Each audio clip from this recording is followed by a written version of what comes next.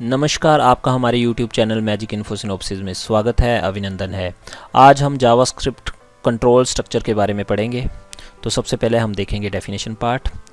Programme हमारा set of instruction या statements होती हैं और कंट्रोल स्ट्रक्चर हमारी जो इंस्ट्रक्शन या स्टेटमेंट को एग्जीक्यूशन का ऑर्डर होता है उसके बारे में बताता है कि किस ऑर्डर में वो इंस्ट्रक्शन या स्टेटमेंट एग्जीक्यूट होंगी। कंट्रोल स्ट्रक्चर हमारा बेसिकली 3 टाइप से होता है। सीक्वेंस, सिलेक्शन या डिसीजन या कंडीशनल भी बोल देते हैं, आइट्रेशन या फिर इसको लूपिंग भी बोल देते हैं। जो कंडीशनल स्ट्रक्चर होती है उसमें क्या होता है, आपका जो कंडीशन चेक की जाती है और उस कंडीशन के बेसिस के ऊपर डिसीजन लिया जाता है कि नेक्स्ट स्टेटमेंट कौन सी एग्जीक्यूट होगी। और थर्ड जो स्टेटमेंट होती है वो हमारी होती है आइट्रेशन या फिर लूपिंग स्ट्रक्चर्स बोलते हैं हम इसको। इसमें क्या होता है, हमारा सीक्वेंस ऑफ कोड है वो बार बार से एग्जीक्यूट होता है और ऐसा हम इसलिए करते हैं, जो हमारे रेपिटेटिव टास्क होते हैं उनको करने के लिए हमें बार बार कोड लिखने की ज़रूरत नहीं होती है। हम कंडीशन के बेस के ऊपर उन कोड को रेपिटेटिवली एग्जीक्यूट करवाते हैं। जैसे ही वो कंडीशन फॉल्स हो जाती है तो हम उस आइट्रेशन से बाहर आ जाते हैं और नेक्स्ट स्टेटमेंट को एग्जीक्यूट करते हैं। तो इनके बारे में डिटेल में हम पढ़ेंगे। अभी हम जो कंडीशनल स्टेटमेंट्स होती हैं उनमें if statement, if else statement, if else if statement और उसके बाद एक और होती है स्विच केस स्टेटमेंट। और जो आइट्रेटिव या लूपिंग स्टेटमेंट्स होती हैं उसमें हमारे पास होती है फॉर लूप, वाइल लूप और डू वाइल लूप। फिर से मैं आपको डायग्राम के फॉर्मेट में बता देता हूँ। ये है हमारी कंडीशनल स्टेटमेंट और ये है हमारी लूपिंग या फिर आइट्रेटिव कंट्रोल स्ट्रक्चर। अगर आपने अभी तक हमारा चैनल सब्सक्राइब नहीं किया है तो सब्सक्राइब बटन पे क्लिक करें और रिलेटेड लेटेस्ट वीडियो प्राप्त करने के लिए बेल आइकन को दबाएं। कंडीशनल स्टेटमेंट के बारे में मैं बता दूं आपको कि इफ़ स्टेटमेंट होती है वो हमारी सिंगल कंडीशन को हैंडल करती है, उसके बेस पे डिसीजन लेती है। अगर कंडीशन ट्रू होगी तो इफ़ ब्लॉक एग्जीक्यूट होता है। इफ़ एल्स हमारी 2 कंडीशन को हैंडल कर लेती है। अगर कंडीशन का रिज़ल्ट ट्रू होगा तो एक स्टेटमेंट चलेगी और कंडीशन का रिज़ल्ट अगर फॉल्स होगा तो डिफरेंट स्टेटमेंट चलेगी। और इफ़ एल्स इफ़ जो स्टेटमेंट होती है कंडीशनल स्टेटमेंट के अंदर, इसमें हम मल्टीपल स्टेटमेंट को हैंडल कर लेते हैं।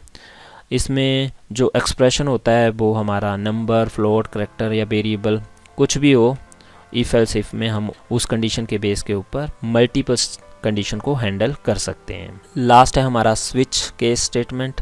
इसमें भी हम मल्टीपल स्टेटमेंट को हैंडल कर सकते हैं, मल्टीपल कंडीशन को हैंडल कर सकते हैं। बट इफ़ एल्स इफ़ और स्विच केस में ये डिफरेंस होता है कि इफ़ एल्स इफ़ में हम ओनली करैक्टर और इंटीजर वैल्यू को ही कंडीशन में हैंडल करते हैं, वेरिएबल और फ्लोटिंग पॉइंट वैल्यू को हम हैंडल नहीं कर सकते हैं। एक और डिफरेंस इफ़ एल्स इफ़ और स्विच केस में ये होता है कि स्विच केस हमारी फास्ट होती है compare to if else if.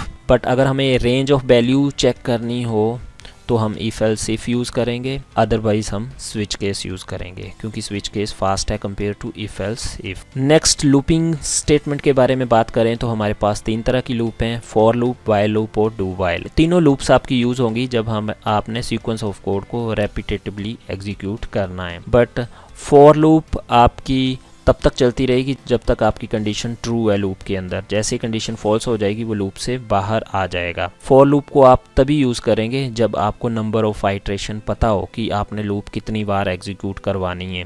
अगर आप डाउटफुल हैं कि कितनी बार लूप चलेगी, आपको क्लियर नहीं है, तो आप क्या करेंगे, वाइल या डू वाइल यूज़ करेंगे। तो ये ज़्यादा सिंपल रहेगा आपके लिए। उसके बाद है वाइल लूप। इसमें भी same he number of statement execute होती हैं रेपिटेटिवली जब तक आपकी कंडीशन ट्रू होती है। और वाइल लूप में आपने ये ध्यान रखना है कि जब आपको आइट्रेशन के बारे में नहीं पता है तो आप वाइल या डू वाइल दोनों में से कोई भी यूज़ कर सकते हैं। इन डू वाइल में भी सेम ही चीज़ होती है। आपकी जो स्टेटमेंट है, sequence of statement repetitively execute होती हैं, बट कंडीशन है वो एंड में चेक होती है।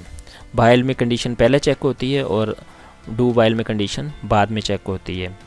तो वाइल और डू वाइल में हमारा ये डिफरेंस रहेगा कि डू वाइल आपकी एक बार तो ज़रूर चलेगी, चाहे कंडीशन ट्रू हो चाहे कंडीशन हो फॉल्स। बट वाइल आपकी ज़रूरी नहीं है कि एक बार चले या कितनी बार चले, क्योंकि अगर कंडीशन फॉल्स होगी तो वाइल एक बार भी नहीं चलेगी। तो ये था आपका जावास्क्रिप्ट कंट्रोल स्ट्रक्चर के बारे में।